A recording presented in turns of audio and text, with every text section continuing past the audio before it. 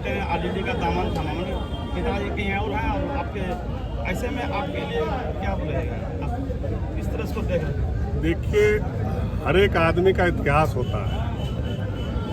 आप अगर इतिहास उठाएंगे, जिनका आप नाम ले रहे हैं, सब दिन जिस दल में भी रहा उस दल को उन्होंने खोखला करने का काम किया।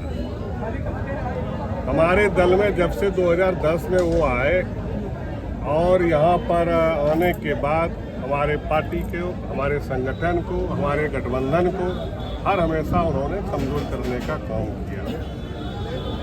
आप जैसा बता रहे हैं कि भाई उनका बेटा आरजेडी से आ रहा है, मैं आप ही की बात को कोट करता हूँ। अगर ऐसा है, मैं निवेदन करना चाहता हूँ, आग्रह करना चाहता हूँ, आपके माध्यम से कहना भी चाहता हूँ कि अगर ऐसा है तो पहले आप एनडीए के प्रत्याशी के रूप में लोकसभा बांका से निर्वाचित हुए हैं, पहले आप इस्तीफा दे दें और इस्तीफा देकर खुले मंच पर खुले दिल से जिस भी पार्टी में है आपको निश्चित रूप से वहाँ उसके साथ रहना चाहिए। ये लुका छुपी का खेल जनता समझ रही है और ऐसा अगर हुआ तो मुझे पूरा विश्वास है कि बेलहर की जनता इसका मुंह तोड़ जवाब देगा। 11 तारीख को अपना वोट देकर जो उनका अपने अंदर की जो उनकी भड़ास है उसको निकालेगा। मैं आपके माध्यम से मैं कहना चाहता हूँ।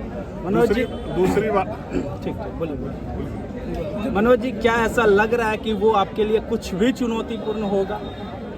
क्योंकि एकदम नया चेहरा है और क्षेत्र में लोग उनको जहाँ तक जानते हैं कि लगभग लोग ना ही जानते हैं और ना ही कभी शुरू से वो दौरा भी किए हैं कि हाँ 5 साल से मेहनत कर रहे हैं तो लोग जान भी रहे।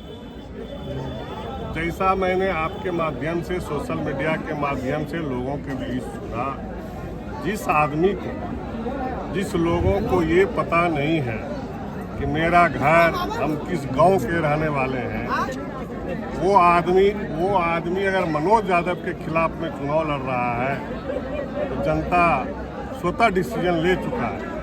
अब कोई कह रहा है कि बेलहर को, हम बेलहर जिला के वासी हैं, मुझे नहीं पता चला है कि अभी तक कोई ऐसा नोटिफिकेशन बिहार सरकार ने नहीं किया है कि बेलहर कहीं से जिला है। इससे उसकी जो उसके अंदर जो भी उसकी पर्सनैलिटी रहा है ये साफ जाहिर करता है कि वो कहीं न कहीं अपने फादर के नाम को ही अपने क्षेत्र में भजाएंगे और लोगों के द्वारा सुनते भी हैं। हमारे फादर ने बहुत काम किया।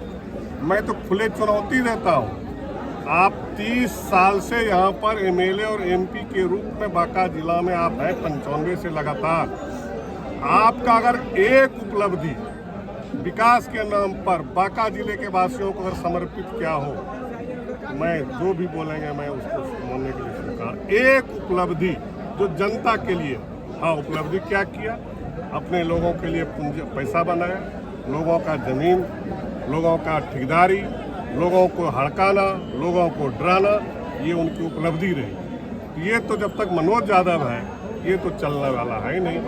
उनका एक उद्देश्य है सिर्फ कि मनोज यादव किसी तरह हारे, उसके लिए मुझे कुछ भी करना होगा करेगा। हाराना जिताना लोकतंत्र में जनता के हाथों है। जनता जिसको चाहती है उसको जिताती है, जिसको चाहती है हराती है। जनता मालिक है, हार गया मैदान में देख लिया जाएगा। मैं पूरी तरह से आपको आश्वस्त करता हूँ, इस बार बेलहर की जनता ने ठाना है कि कम से कम 50,000 मतों से मत खाएगा जो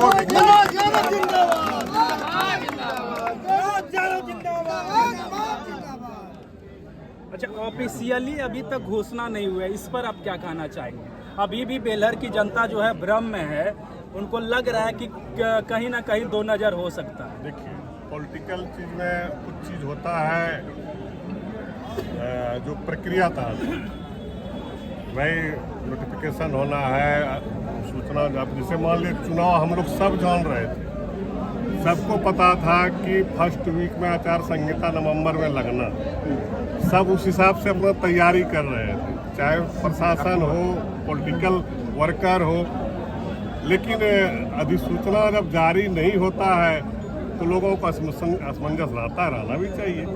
लेकिन कैंडिडेट तो ऊपर से जब आदेश हो गया कि लड़ना है, मेहनत करना है, अपने को जनता के बीच जाना है, तो इसमें कहीं से किसी भी तरह के असमंजस की कोई स्थिति नहीं है।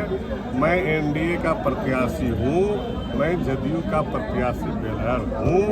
मुझे पूरी तरह से एनडीए प्रत्याशी के रूप में बेलहर विधानसभा का चुनाव लड़ने के लिए भेजा गया है।